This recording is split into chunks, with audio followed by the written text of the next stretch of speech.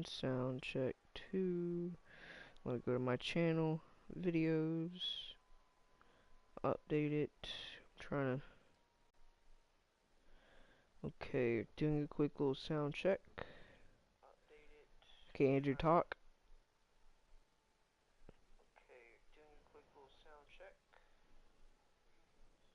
I'm checking.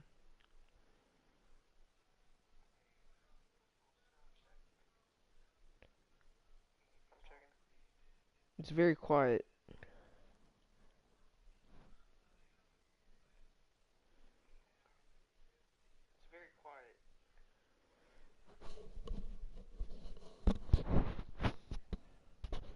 I'm not sure yet. I'm not sure yet.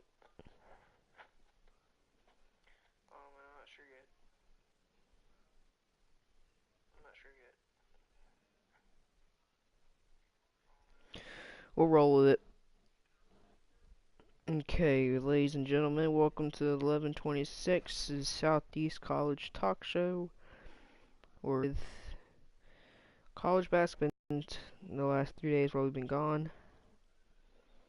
And let's go ahead and start off on, what was it? We're going to start with the top 25 from, what was it, Friday? Yeah, Friday, as the day started off with a really good Ohio State Gonzaga matchup that day. Wait, I got T totally backwards. My bad, y'all. Okay, we're gonna start off. The day started off with a number 5 Villanova going up against number unranked University of North Iowa. Obviously, they came out on top, 64-50, easy matchup. UMass came out short, 51-69 against the number 14 Minnesota. Number 21 St. Mary's gets upsetted by Washington State University, 84-79. Number 25 Alabama wins, my bad, 71-59 against the BYU team. Okay, Andrew, if you want to take over from here a little bit.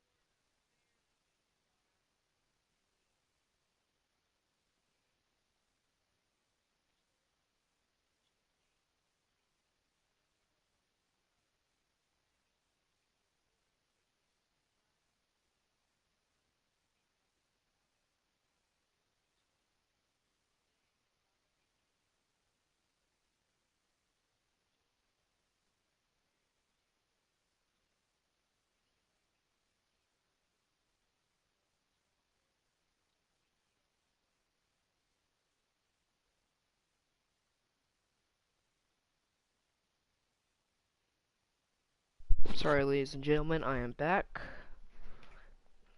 Apologize for the absence. Here we go. Where'd you leave off, Andrew? Just finished Friday?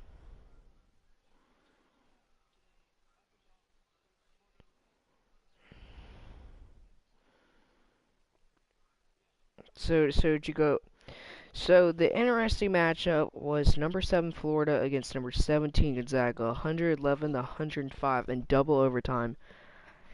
Heading into this game, everybody had Gonzaga as favorite due to Florida did not have the toughness against this amazing post offense of the Gonzaga. As it looked like that in the end of the first overtime, as personally as a Florida fan, I thought it was over because they said he got Williams going, they got Perkins going.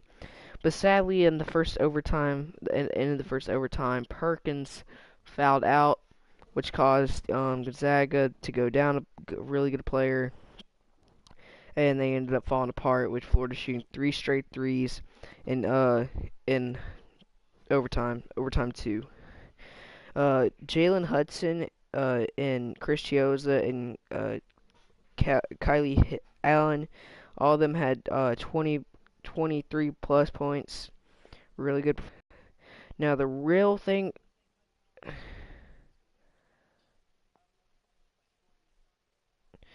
I'm not even talking about Hudson had 8 out of 12 three-pointers. That was almost more than everybody on this Gonzaga team.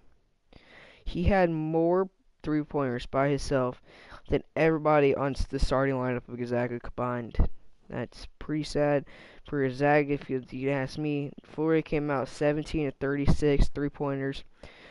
Gonzaga only had 2 points over him, 2 3-pointers over him, as just simply the 3-point percentage shooting was just too good for Florida.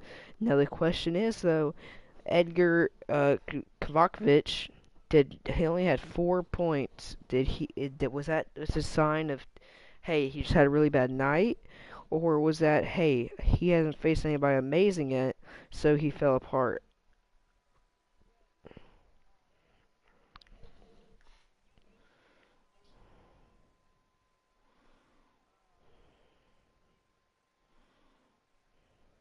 Stanford.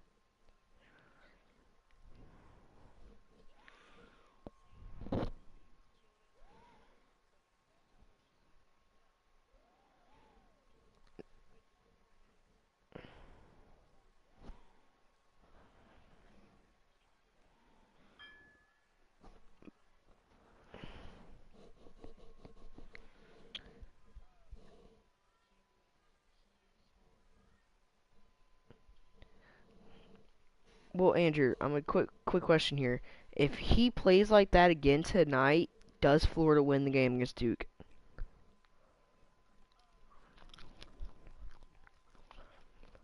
I mean, against Texas, he had a pretty bad attitude in the first half. Only he didn't score a single point.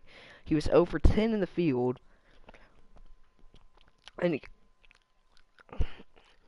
Abe, the thing. Okay, I'm going to tell you. I got Florida's keys to winning the game tonight against Duke. They gotta stop Marvin Bagley in the paint. They don't do that, it's pretty much game over. Okay, I got the winner of this game going all the way up to number one. If Duke wins, they stay at number one. If Florida wins, I got them going all the way up to number one. They got a pretty impressive victory over triple digit victory. Well, they didn't win by triple digits. They put triple digits up against a really good defense of Gonzaga. You think either of these teams will be in triple digits tonight?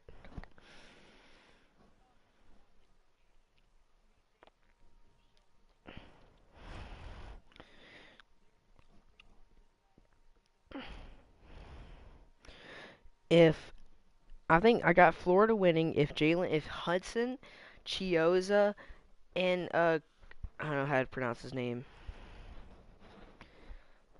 Kochev, if they all have stellar nights tonight, 3-point wise. Chioza is not a 3-point shooter. Okay, he's a driver. He's good at getting in ones. He's good at finishing in the drives.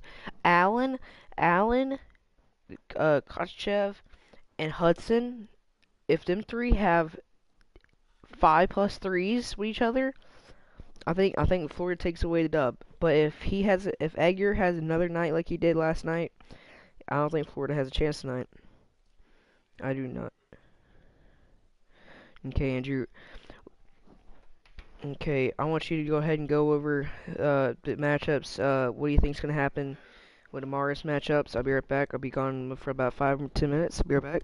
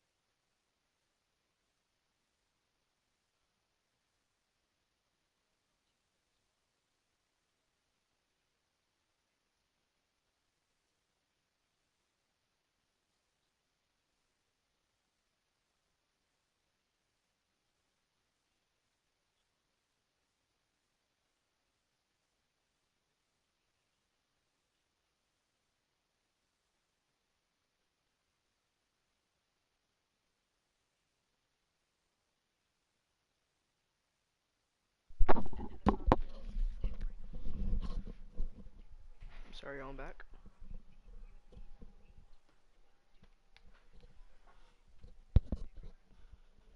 So before we go much further, as we about to leave out of college basketball, what's your pre-game prediction? Duke, Florida.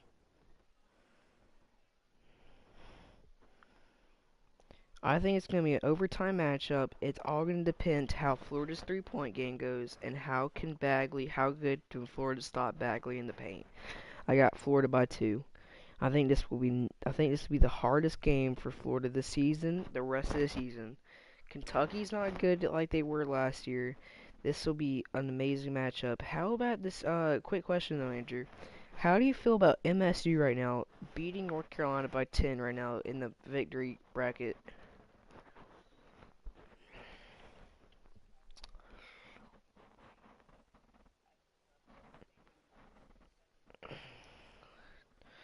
I'd just like to point out that Gonzaga did win today in overtime against Texas, so they get third place in the motion bracket. Ohio State gets fourth place. Loser of this game gets Duke. Florida gets second place, and obviously if you win, you get first place. As we're gonna transition over to NCAA football. There's a lot going on this upcoming week, Andrew. There's a lot depends on who can play good and who can't. So I'm gonna go ahead. Let's go ahead and start out with the bad conference championships. Georgia Southern at Georgia Southern Georgia Southern at Conway, South Carolina at home at away at Coastal Carolina. How do you feel? How you feel about Georgia Southern's chances here?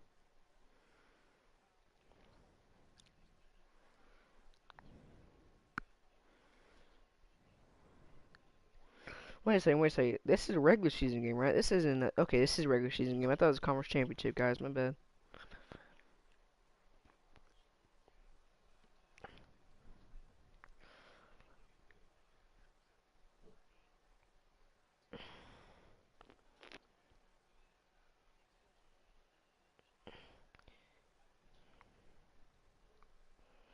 I got Coastal Carolina by 28.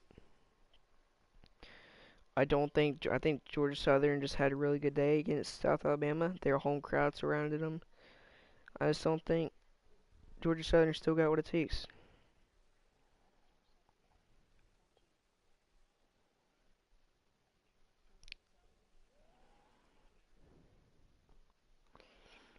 So we're gonna move on to the best, in my opinion, the best conference championship. Well, it's the two best conference championship games this upcoming: the SEC championship and the Big Ten championship. I'll cover the SEC championship. You can cover the Big Ten championship. Okay, Georgia Auburn. The thing is though, Auburn's heading into this game without their star running back, with in Johnson. Oh yeah, Johnson. I think Kerryon Johnson, I mean, what he's done for himself, he'll be a big factor if he's gone or if he's not gone. To be honest, I don't think Georgia's got what it takes to handle this Auburn defense. I got Auburn winning by 3. I don't think it'll be a blowout this time.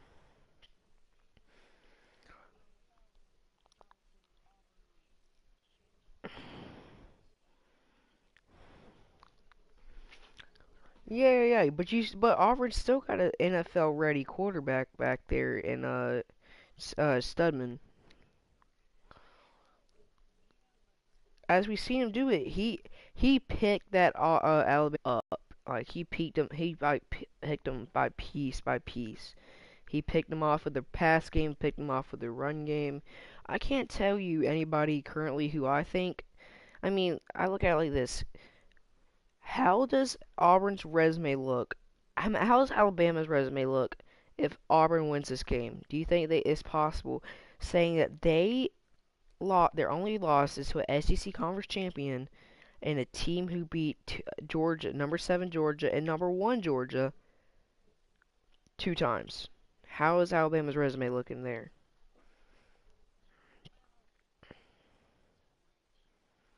Strength of schedule.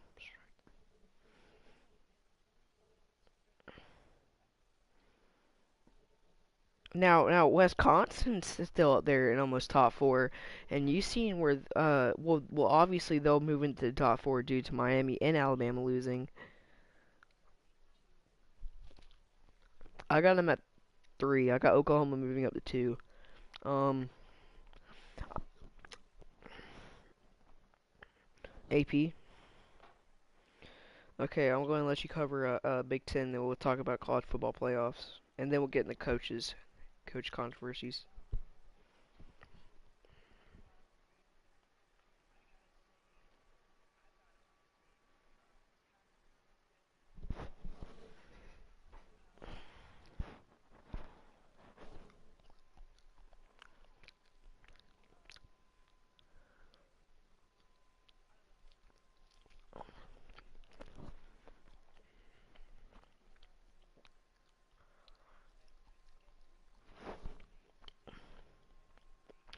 No, my question is, why is number five Wisconsin up there when they have a weaker schedule than UCF, and UCF is still up there higher? Oh, it's lower. That makes no sense. Yeah, the UCF has the same record. They're undefeated too. American. Okay.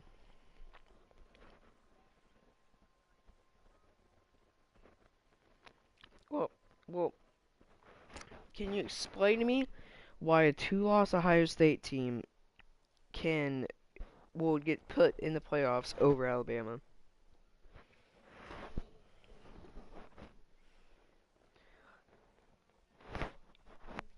Okay.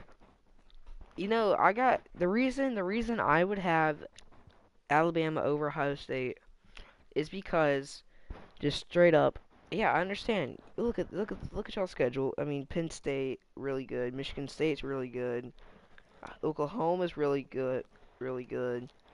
I mean, and then you got upcoming. Then you blew a double-digit win over Michigan. Okay, but those two losses, one at home, two double-digit losses. Uh, that's the Ohio. They already learned. Wait, let me finish. They already learned what happened once you put a two-loss Ohio State team in. Not two-loss, my bad. A one-loss Ohio State team in against a Clemson team that was really good last year. Yeah,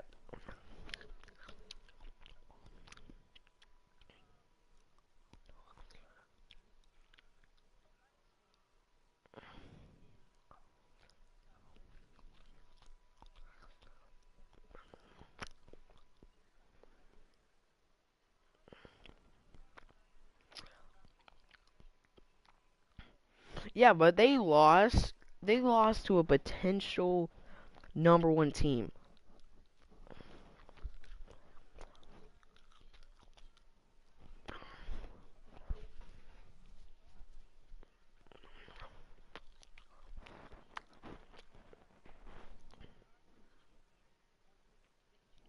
Okay.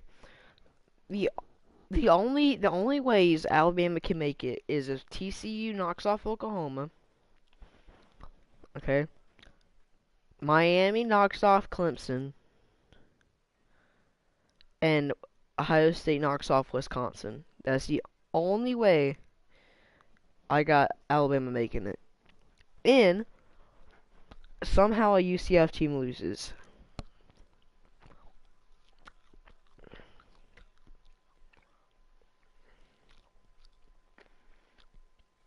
I think they're a good team. They're like a West. There's always that one team that's really good, but they don't have this conference to make a pool for the championship. It's like Western Michigan last year.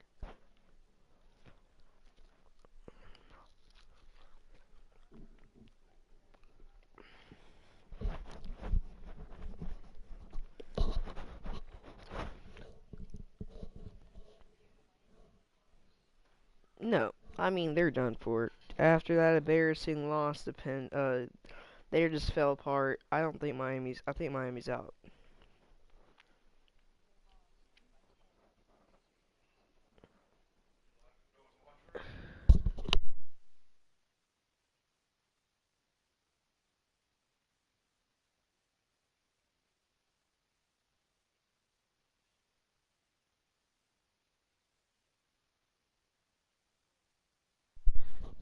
Okay.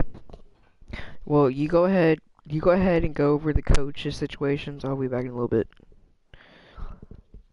Yeah.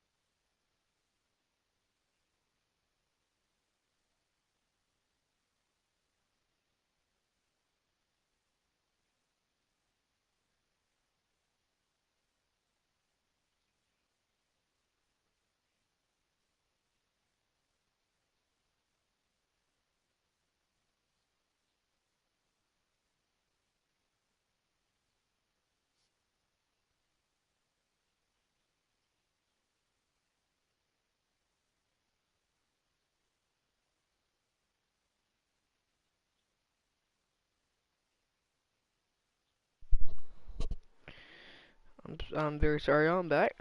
So, what all coaching potentials did you go through? Okay, I'm gonna go ahead and go through the who I think would be hired at each job. Okay, one big rumor flying around is Texas A&M's head coach after Kevin Sullivan gets fired. Texas A&M is taking shots at Jimbo Fisher from Florida State. They're trying to sign him. Now my question is, why would Dabo or uh Jimbo, why would they leave their high recruiting classes and come to Texas A&M? I mean, they got Clemson has basically everybody in South Carolina locked up, and then Florida State and Florida have it divided. I mean, both really good states for recruiting. Why would you leave?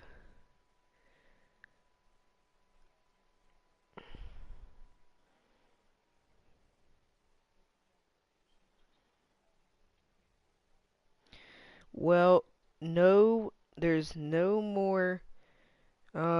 No more. Just breaking news. There's no more controversy at the University of Florida for head coach. Mississippi State Dan Mullen gets hired as head coach at the University of Florida. Now, if you guys remember, what? How I feel about that is I like it. Okay, Dan Mullen was our offense coordinator under Urban Meyer in that high explosive offense. He had that running gun offense.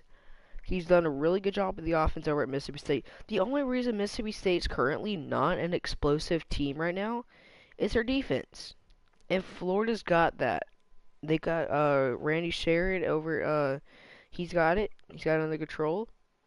Um I think Florida could be a deadly team coming up in a few years. I don't think next five team, but I mean you slowly get Dan Mullen's recruiting class coming in, and I mean I'm be honest with you though, Andrew, this is not who I wanted to hire, but I'm not upset with it. I was upset when I heard about Chip Kelly being a potential, but here's the thing though. Okay, season's over with. Alright. I wanted Scott Frost over at UCF. I mean, he has the number one offense in the whole entire nation over there. I don't understand why you wouldn't go for them if you're for Florida. Now, here comes the big old question. Who's going to go to the University of Tennessee?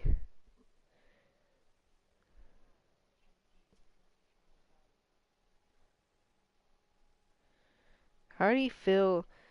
Yes, but well, Greg Shannon was trying to, he had backed off things about them and representatives from Tennessee and his representatives are talking right now.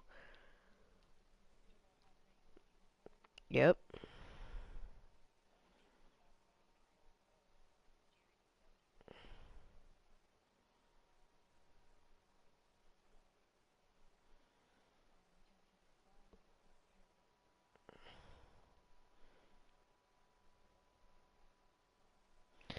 I don't know what Tennessee's gonna do down there. I mean, and then I'm still super confused about Texas A&M. I think Texas A&M goes out, and I actually think they get Jimbo Fisher. I think they actually get him. I think they get him, and then I think Scott Frost moves up to Florida State. Mhm.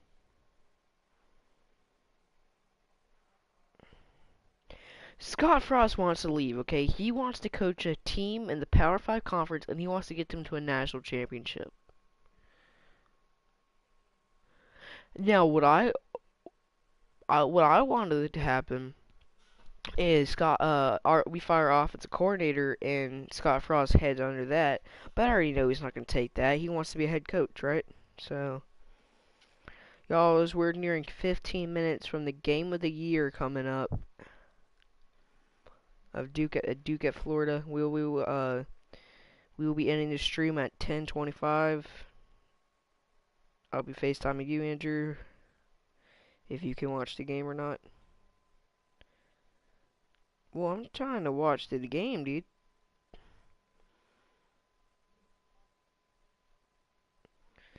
But as we're heading into these final few minutes, I just want to talk about how if you're a Notre Dame fan right now, how do you feel after getting blown out by Stanford?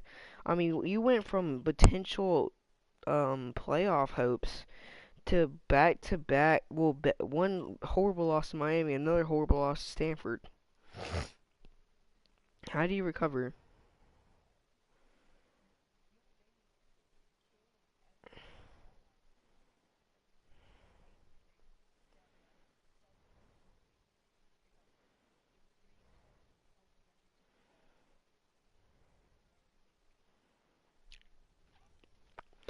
I mean, Stanford had a horrible third down efficiency, but they still won the game. Two for 11. I can't get over Georgia Southern getting their second win of the season, 34-24 against the Raging Cajuns. You think you think you think Georgia Southern's like got their crap together?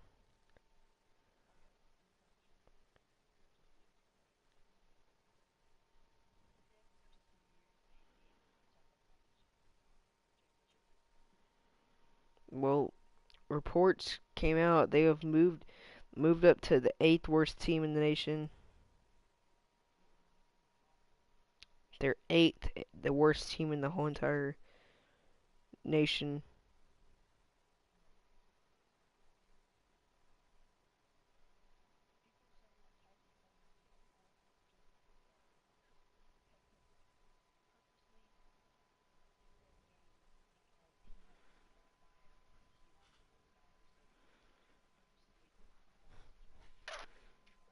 That's actually a really good reason.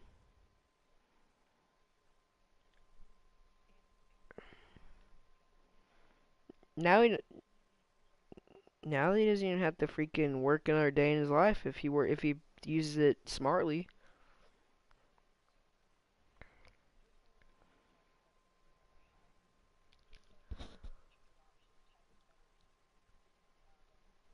Now, if I'm a wide receiver and I get a recruiting thing from Georgia Southern, I'm not going, dude. You know you're not gonna get the ball. I mean, I guess you get a free education, 'cause I mean you're not getting the ball. It's a triple option offense. Same way with Georgia Tech. If you get an offer for Georgia Tech to be a wide receiver, not much though. Yeah, blocking.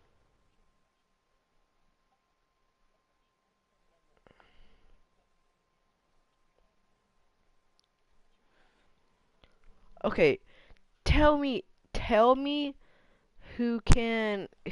who plays more triple option? Uh, Georgia Southern, Alabama. Exactly. Um,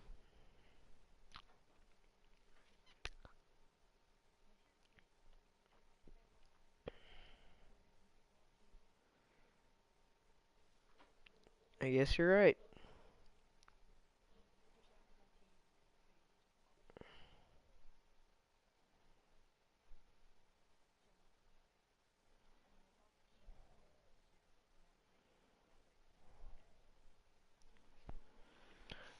As as I'm looking at this, oh wait, breaking news: new AP polls come out, and no, for basketball.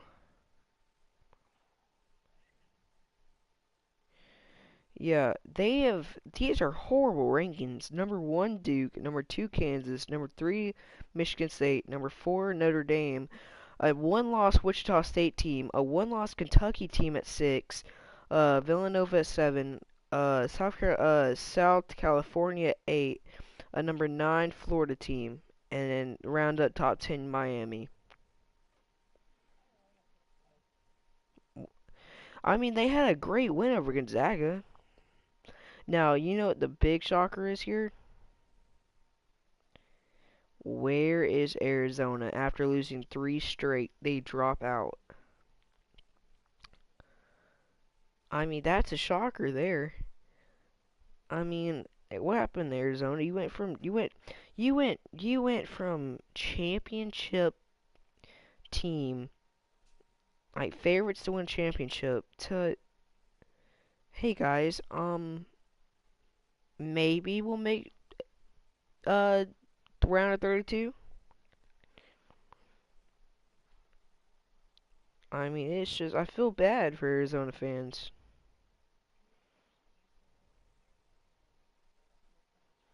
Yes, yes, without a doubt, they'll still make it. Will they be successful in the tournament? No. I think the most they'll go to is Sweet 16. I think they're an overhyped team.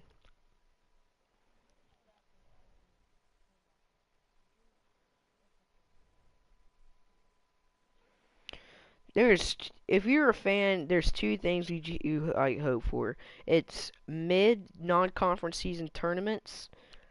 If you get a good one, like this year, the Phil Knight tournament, I think it's the best one they like best mid-season tournament they've ever had.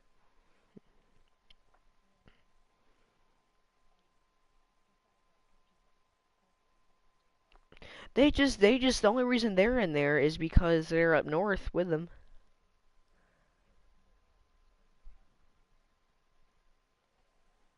I guess so. 'Cause they're kind of using Portland and Portland State stadiums. Portland State uses the Trailblazer Stadium, which is this stadium that the motion brackets in, and Portland State is over at the Victory Bracket Stadium. But I mean, I think it was a really good tournament. I mean, I hate that it has to come to an end like this. I wish we got more games like this. With teams like Florida Duke, Florida North Carolina Duke, which we'll get that eventually. We'll eventually get the North Carolina Duke, which will be a fun matchup. I mean, currently this they're going to go down to Michigan State. Michigan State's currently winning by 14 with 4:29 left. Down goes North Carolina, so go ahead and graduate Michigan State as your victory bracket champions. I wish they made it where like the winner of the motion bracket and the winner of the victory bracket they'll play each other. So say Duke wins against Florida and then Michigan State wins against North Carolina, they'll play each other.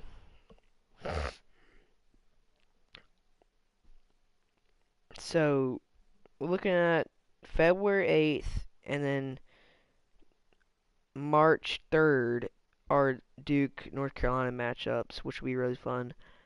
Now, I don't understand why Kentucky's so high ranked. I don't think they're good as they were last year.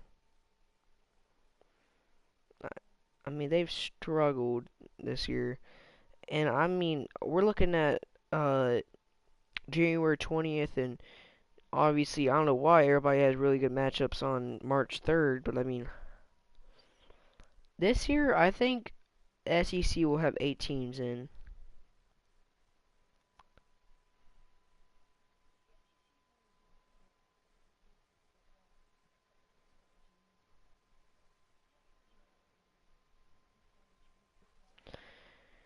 No, the thing about the SEC is they're not like the Big 12 or the Pac 12. They're not built on one sport. Like, they're not built up on one sport, Andrew. Baseball's amazing. Football's amazing. Basketball's pretty good. Texas A&M. Okay, okay. Quick question, Andrew. Let's go to top 25. Okay.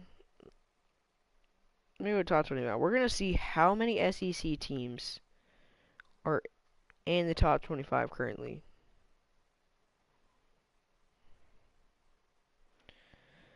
Okay, count with me, real fast. The ACC is a basketball-based conference. One, two, wait, okay, Florida, Kentucky, Alabama, Texas A&M. Okay, 4 teams, right? Big Ten, Michigan State,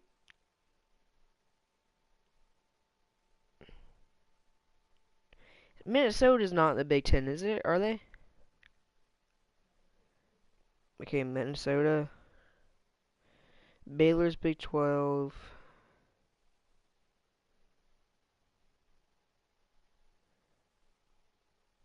2 teams, Big Ten. ACC, yeah, they're gonna have a couple. One, Duke, Michigan State, Miami, Virginia.